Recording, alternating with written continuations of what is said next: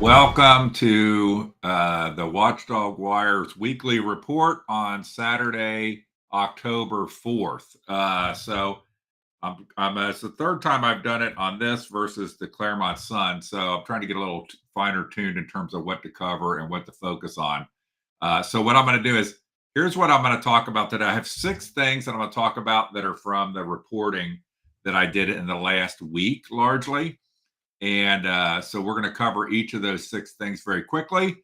Then I'll have the Clermont Sun Disgrace of the Week article and talk about some of the things for next week. So let's get going. It's Saturday, October 4th at 9 a.m. I'm going to try to get these things to just be a half hour, be in and out. Okay.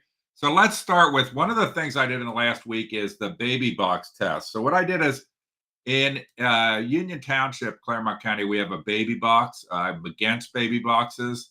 But Safe Haven, which predates baby boxes by decades, is where a woman or man can take a newborn baby and turn them in at a fire station, police station, hospital, or to a uniformed officer on the streets. So I went to 3 locations in the last week. I went to in Union Township. I went to let me get it over here. All right. So I went to in Union Township, the police station, a fire station, and then I went to the sheriff's office. And so what I did is I tested that they have the right procedures at those locations. So you can watch that video, and I'm going to put the video in the link. So I'll put that in the link in the description for this rundown, so you can go watch the whole thing. But the short story is that the Union Township Fire Department had the paperwork. There's some paperwork, state mandated paperwork that they're supposed to have, but they had outdated version. The Union Township Police Station didn't have the paperwork, and the sheriff's office didn't have the paperwork. In addition, I feel like there was almost no procedure where they had thought through what they would do if somebody actually knocked on the door and did this. So, for example, bring them inside, tell them about A, B, C, D. One of the things, for example, that I bring up that any woman or man surrendering a baby should be told about is that within 30 days, if you change your mind, you can come back. Because a lot of people change their mind. They, in a moment of panic, do something like this and then realize that was a mistake, or maybe, mom, dad, grandma, grandpa, aunt, uncle, find out and tell them, no, it's our grandchild or what have you, our relative, and we're not for them going down that path. By the way, if you're a woman and with an unplanned pregnancy, the key thing before you ever get to this is get proper prenatal care, have a proper medical delivery, and truly understand your options. Where the best option typically is if you're not, the best option is to become a great mom or a great dad, or both. But another option is to open adoption. That's much better than safe haven or closed adoption. Open adoption is where you still stay in the life of your child. And it's been so, I don't want to go too deep on it, but people who are adopted have much higher degrees of mental health issues. And part of that is especially has been over time the result of closed adoption and things like safe haven where there's no connection. Safe haven has no record of the connection. Even closed adoption, there's a record. And most of the time, adopted people, when they reach adulthood, they want to reconnect in some way. And so safe haven is the kind of the worst of the options is abortion or abandonment. But on the safe haven is a bad option because it basically forestalls any future reunification at another time. Okay, so that's the first thing that I would encourage you to go watch those videos. That has a tremendous amount of views. I see people tagging Safe Haven Baby Box in that. And Safe Haven Baby Box is what I think of as the goal organization that monetizes this all and puts these boxes. There's a little blurb on the box in Union Township. I tell people to notice that the goal woman, Monica Kelsey, that runs Safe Haven Baby Box, refuses to allow there to be phone numbers, for example, of resources locally with her signage on these fire stations so that people could reach out. For example, there's a state number called Help Me Grow to help women both And by the way, if you're a woman, man, there are material assistance options for helping you be on your feet to become a great mom or a great dad. There's no greater reason than to get your act together than being a mom and a dad and helping another human being. Whatever happened in your life, I'm telling you, even if it's horrible things, is helping another human being reach their potential is the highest calling for any human. So, all right. So the second thing is I want to talk about the CPR team. So the CPR team is Chumley, Pat, and Rudy running for West Clermont School District Board as a team, and they're this district has become a sudden mess. They lost their vote for more money at the ballot box by 83% to 17%. Think about that, 83% to 17%. I always recast because it's actually Bill Thomas who told me that that means even the liberals voted against this. So, the district has always been a mess as long as I've lived in Union Township, which is since 1996, I think. And it's always been a mess. Can't get financial things passed. It had like a bright light when Ken Geis helped them to get a new high school and get all the other schools remodeled. And then they actually got a financial measure passed in 2020. But the CPR team of Chumley, Patton, and Rudy, and the other board members, which are kind of a joke, Spencer and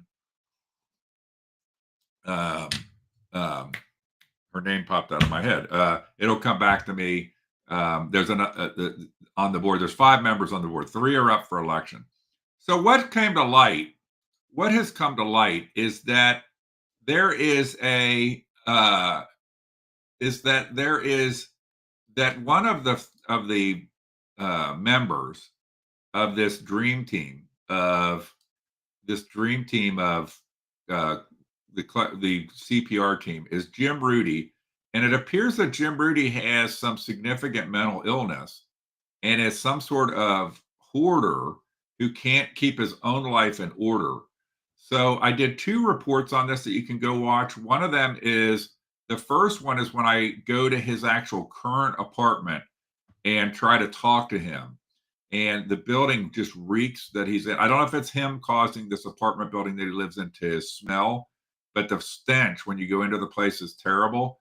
And you can see the disheveled nature of things behind when peeking through the door when he opens the door. The other thing that I did was I found out that there are a bunch of other issues involving Mr. Rudy, and so so I'm going to pop it up here. So then I went to his old address because I had heard that there were all these issues with health code violations. And I believe that's at this old address. And there's a lot of them. There's a stack. You can see the stack in my hand there of health code violations. And literally, this guy was such a hoarder or have so much issue that he had pets die in his condo and could not find the rotting carcasses. The health board was actually in other adjacent condos, and the stench was so bad it was coming through the walls. There apparently was a hole in the roof that for years let water just pour in whenever it rained.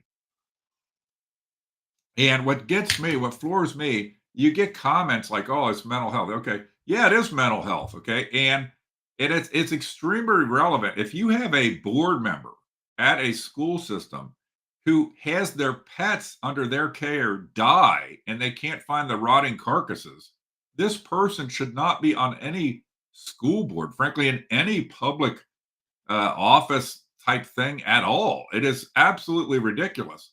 Yet I guess you got some people think, oh yeah, we should have. Well, you could make the case that a lot of our elected officials are mentally ill, but just normally. But this is scary. I like somebody made a comment of this isn't just about him. This is about endangering pets. It's just bizarre. Like there's one of the things in the reports was that for years he lived in this condo, I guess, and had 2 pet dogs, and the person never saw the dogs because he just let the dogs do their business inside. It's crazy. But what's crazier is that you have these people, Chumley and Michael Chumley and Ryan Patton are running as a team. And I'll tell you what, this tells you how fucked up politics is. So I'm sure Rudy is a reliable vote for whatever, a reliable vote. And the way the political system works, even somebody who absolutely should not be in any office like this whatsoever, they'll keep propping him up because they are like Joe Biden, prop him up because he's reliable to do the things that we want done, which appears to be driving the freaking district into the ground. So that is the Jim Rudy coverage that I did. There could be more.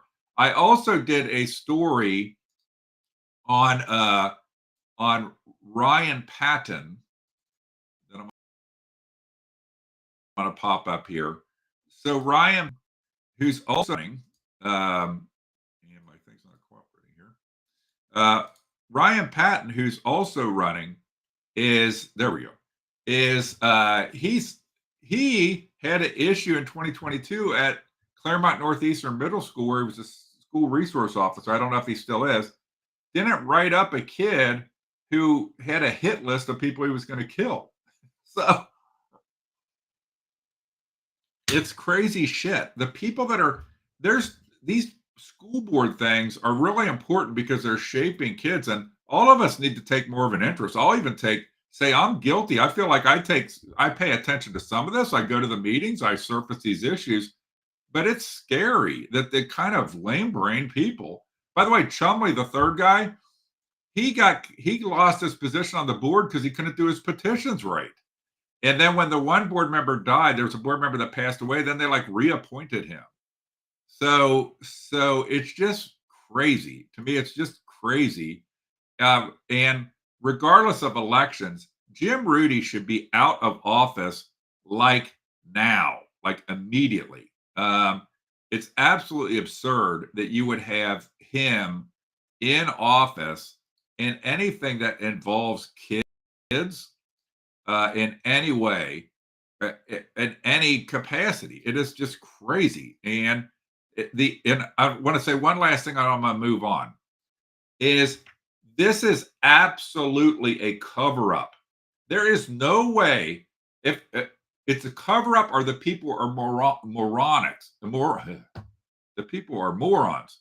So Chumley and Patton have to know this. The school system has to know that this guy has these issues.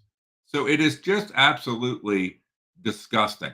It is disgusting. And it's just so sad to see this West Clermont district just put itself right back in the toilet, with absolutely insane. All right. So the next thing that I wanted to talk about is Batavia Village.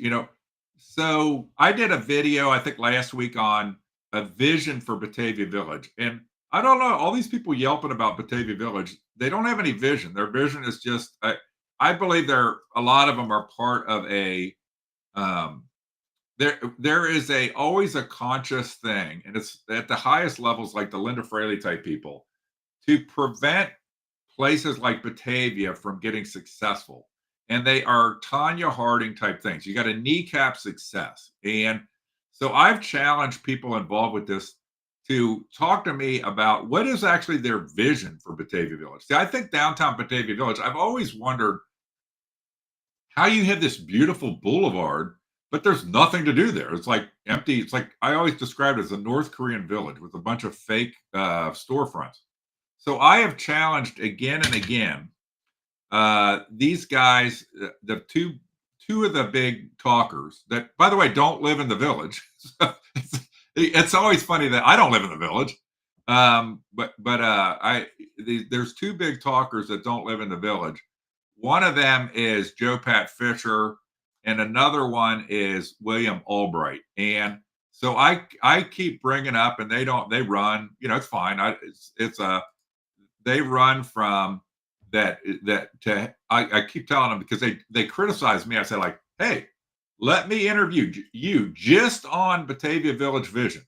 And then you guys can interview me on whatever you want. So all the things that you claim are conspiracy things about me or how I'm evil, you can ask me any question you want.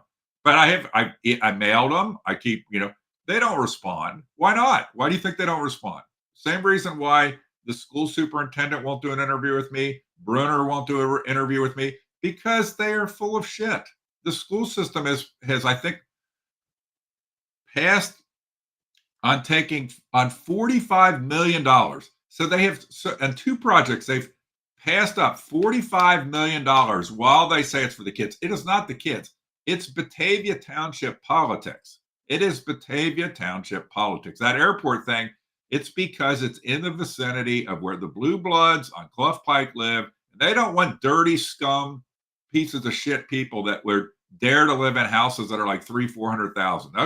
These are dirty people. We don't want them around us. And that's what's really driving a lot of us. And these people like Albright and Joe Pat Fisher, they may be useful idiots, but hey, what the hell? Why don't you guys talk to me? Why are you afraid to talk to me about this? All right, so let's go back to and hit on the next thing. One thing I want to hit on, by the way, associated with this is where I'm going to actually play the video so you can hear it, and it's at the Charlie Kirk thing. And it shows, I got to get it positioned here. I'm going to pop it up. I got to turn the audio on for it. It shows, it is, let me make it full screen here. So what it is, let me put the video on. Hey, did you follow him for a long, oh, sorry, go ahead. We just wanted to pay our respects. People. By the way, this William Albright guy is a loon as far as I could tell. Like, he goes around and scares people. His MO is to be scary to people. And I don't get that. That's not I want to challenge people. You never have to worry about me. I just want people to talk and dialogue and discuss. But Albright, he has a scary truck. He menaces people in the streets, da, da, da, da. Well, so I was doing interviews with people on the street at the Charlie Kirk event about free speech. And we ran out of them. A lot of his quotes, I had top 10 quotes in my view of his. A lot of them had the word truth in them. Mm-hmm. A lot of them had the word truth in them. So he was a truth teller. Yeah, my favorite is a fraud, man. Right there's a fraud. Right there. My favorite is biblical truth. Okay. So that's what this guy does. He's just like a mental case that goes around and basically tries to bully and intimidate people in the streets. And hey, let's have it, William Albright. Can you sit down, not bullying, not, calling people frauds, not challenging business owners, being an A, sit down and do an interview, okay? Show that you're more than just a scary guy with a truck bullying and intimidating people. That kind of behavior just has no place. It has no place. And Joe Pat Fisher is the other one. Joe Pat Fisher, he hasn't commented a long time on my Facebook page, but I believe he hides behind a profile of a Facebook thing. Come on out, get off the keyboard. Let's do it. Let's do an interview. Let's talk. So that's the Batavia Village stuff. So let's go back. The next thing, I got two more main things I want to cover. And the next one is on the whole situation with Tony Brothers and Courtney Walls and allegations of inappropriate contact or content of a sexual nature with women on the Milford wrestling team. So I did a long form interview with Courtney Walls, like an hour and 40 minutes. And Tony Brothers and I are going to do an interview. I got to get it nailed down. He texted me. I'm trying to get the date nailed down. He has texted me asking me what dates are good for me next week. So we'll do an interview. So Tony Brothers is the one the allegations are against, and he has never been arrested. There was a police thing. You can debate whether the police did a good job or not, but he has offered to do an interview on these matters, and I look forward to that. I think it'll be a great thing to watch. So that's the Tony Brothers upcoming interview. All right. So then the next thing that I want to hit on is Officer Bob. So Officer Bob, Milford Exempted Village School District. If I was a parent, I would, and especially of a female, I would be nervous about them at this school because of the fact they just have these recurring things come up of a sexual nature involving students, the ones I'm aware of, female students, and people in position, men in positions of authority. And one of them is Officer Bob, the school resource officer at Milford High School. So he got arraigned. So here's what actually happened. In 2023, there was a investigation of Officer Bob by both the sheriff's office and Milford police. I'm not Milford, Miami Township Police, and he got nothing happened. Nothing happened, and so I don't even know why. But all of a sudden now he's arrested and he's been arraigned. But the real question is why wasn't he arrested in 2023? I'm not aware of any notable new evidence against this guy. But he's arrested right now for tampering with evidence and for violating a protection order. I think there maybe could be more forthcoming in this. Bill Rapp is his attorney. He's a party insider in Clermont County on the GOP. So I just don't understand how this could happen. And one of the things that's about it is in the Miami Township report, it says in the report that they had 254 inappropriate text messages between ostensibly Officer Bob and a student.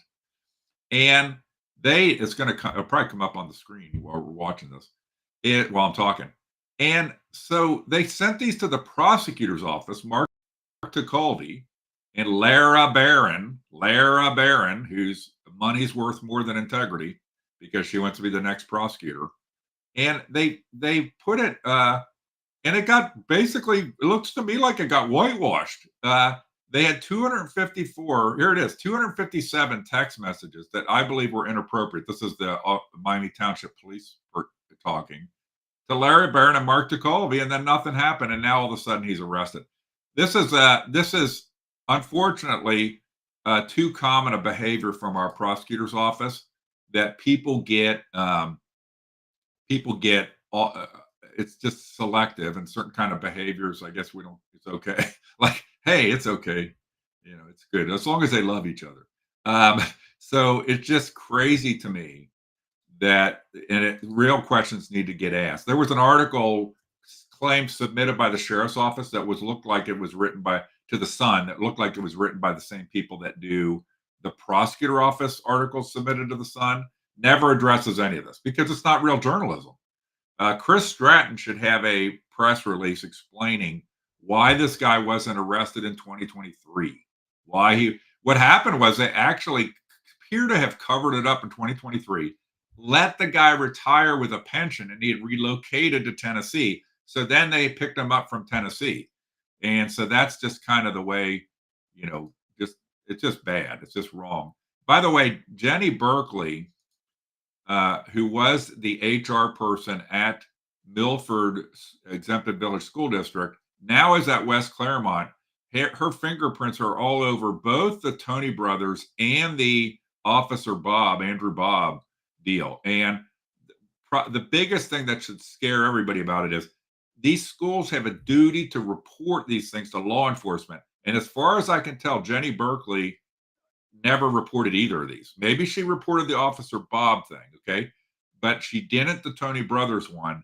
And I don't know what the deal is with the Officer Bob, but it looks to me like, once again, the school district, it looked to me when I read the reports, heavily redacted reports, that a parent is who went to the police and the Officer Bob thing, not the school district. So Milford Exempted Village School District, I would be very careful with a daughter at that school district, because, and I would be worried about what West Clermont, because now the culture that could have existed at Milford Exempted Village School District is now the person was the head of HR for Milford is now at West Clermont, okay, and won't take any questions, won't answer any questions. Jeannie Berkeley should be wanting to answer questions about why she didn't go to the authorities when these things came to light to her, and why she looks to me like she covered them up. Okay. So we're getting almost out to the end. I'm going to throw up here is court action. So there's a couple things I did stories on. My Clermont County Republican Central Committee appeal. I got suspended in a deal there because Hey, I tell you what, it makes you not very popular when you're involved in multiple elected officials getting exposed, kicked out of office, caught in a park in sexual activity with a subordinate. Those aren't real popular. Caught involved in Larry Householder bribe scheme stuff. That makes me very unpopular because I'm actually a real conservative and a real Trumper. And so that there's a case involving the Clermont County Republican Central Committee that an appeal got filed.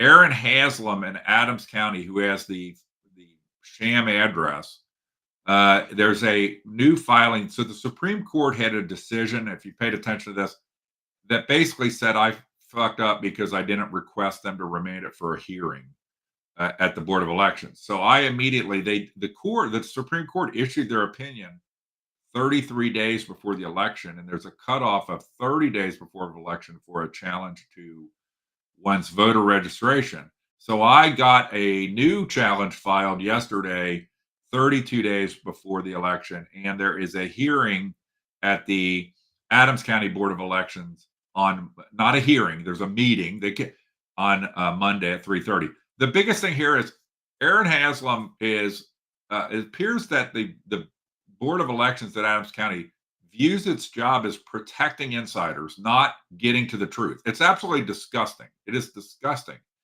And so they keep trying to avoid having a hearing because as soon as they have a hearing, they know the jig will be up on Aaron Haslam's fake apartment there. And, maybe I'll put on some good big song and dance, but the guy doesn't really live in Adams County and he shouldn't be a voter in Adams County. He lives in Indian Hill with his wife and kids. Okay. And then the third thing I have up here is the Rudd email case.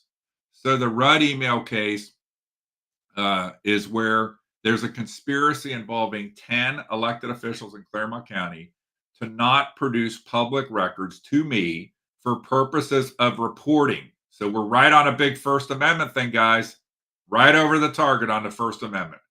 And so they won't, these people, I'd ask these 10 elected officials to give me a summary every week of, what are 5 accomplishments he had during the week. They all, in a conspiracy, refused. So then I started requesting emails, which you can do, so that I could build their accomplishment list based on their own emails. And then Brian Shrive, the person who somehow became the head of the civil division in Clermont County Prosecutor's Office with absolutely no prosecutor's office experience whatsoever, has gotten these guys in a conspiracy to deny me statutory rights to these records. And it's disgusting. And it should particularly be, what's so funny is what's so bad about it is it's so sad. I expect a lot of these elected officials to be compromised.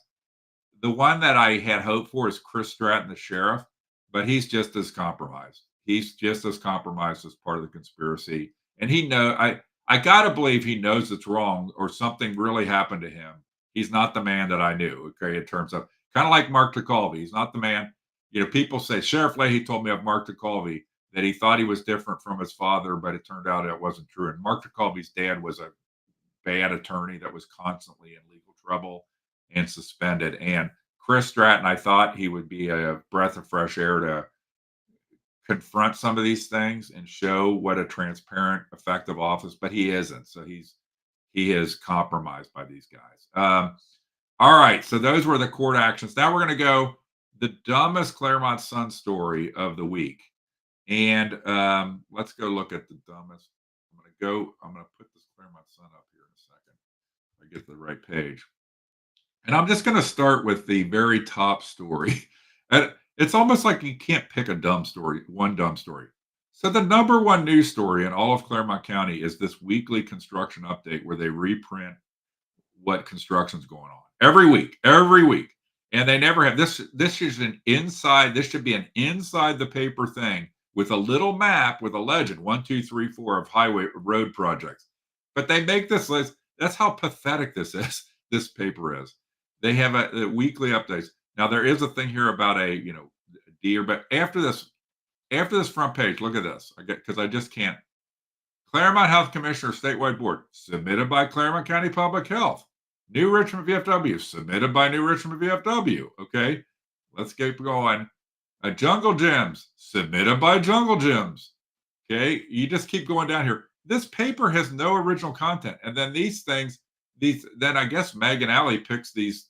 They're not local little editorials and columns, and it just is pathetic. It is just absolutely embarrassingly pathetic, except for the sports section that Jake Dowling does.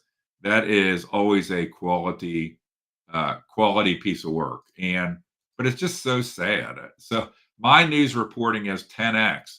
Yeah. By the way, we're still waiting for the Clermont Sun to have anything on the election other than telling. They had 2 times a front page story was, if you're a candidate, you can submit something for us to print for you about the election. That's the top news in Clermont County. It's just so pathetic. I'm glad I'm not having to torture myself for a half hour going through it. And then what's coming up this next week? So the Adams County Board of Elections meeting is one. The Tony Brothers interview is another.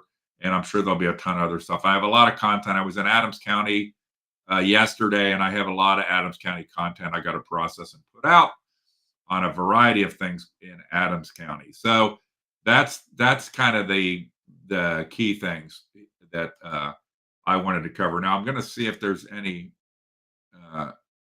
chat messages. The only chat message was somebody saying, and probably talking about the Jim Rudy, is that video was shocking. It was shocking. And what's more shocking, Jim Rudy is that way because of some sort of mental illness, okay, that he needs help for and should get help for. Hopefully he's getting the right help that he needs, okay?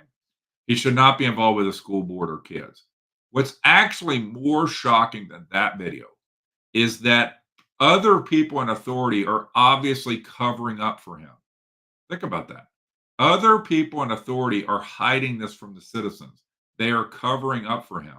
How would you react if your kid went to some school board meeting, hanging out with Jim Rudy for the photo op, when you read the things about the dead animal carcasses that he couldn't find and his place being full of flies and maggots? So think about that. Full of flies and maggots. You don't get close to him. Okay, he might have head lice, flies, and maggots on him. I truly hope that the guy's getting the help that he needs. Nothing against you. The thing is, has the mental illness, so he needs to get help. Okay. The bigger issue is that people in authority that supposedly don't have mental illness are covering up for him. I want you to think about how disgusting that is. Those are the people, they're actually worse than Jim Rudy. Think about that. The people that are not mentally ill or claim not to be mentally ill, that are covering things up for Jim Rudy, are worse than Jim Rudy. All right. Thank you for joining me today for this. How did I do on time here? 35 minutes, 33 minutes if I take out the first 2. Hopefully that's a good little recap. I will put all the links to the things that I talked about in the notes section of these posts.